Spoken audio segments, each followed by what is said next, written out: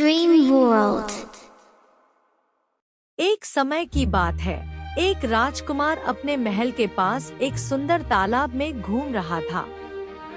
तालाब में एक प्यारा सा बड़ा पुतला था, जो कि एक सुंदर अंधेरी रात में भी चमक रहा था।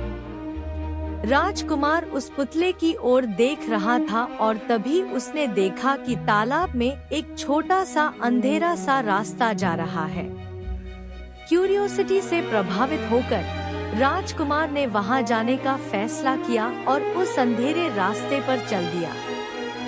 रास्ते में चलते चलते राजकुमार एक सुंदर और अद्भुत महल के सामने पहुंचा, जहां पर एक छोटी सी लेकिन भव्य राजकुमारी बैठी हुई थी। वह राजकुमारी एक हंस डक की तरह दिखाई देती थी। राजकुमार को राजकुमारी की खूबसूरती पर फिदा हो गया और उसने सोचा, मैं इस सुंदर राजकुमारी से शादी करूंगा।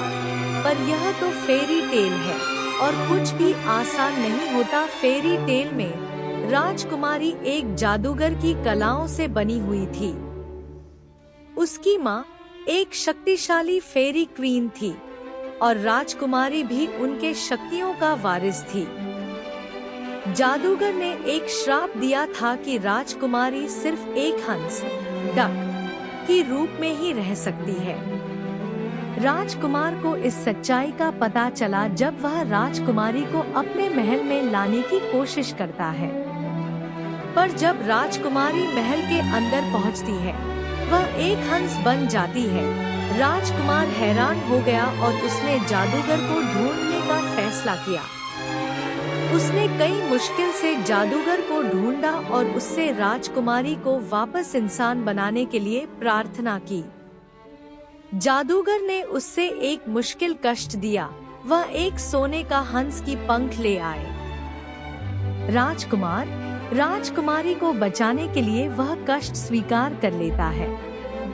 उसने दुनिया भर में यात्रा की और अंत में एक ऋषि से सोने का हंस की पंख प्राप्त की। उसने जादूगर के पास लौटकर सोने का हंस की पंख दी और राजकुमारी को इंसान बनाया। इस प्रकार राजकुमार और राजकुमारी ने एक दूसरे से प्यार कर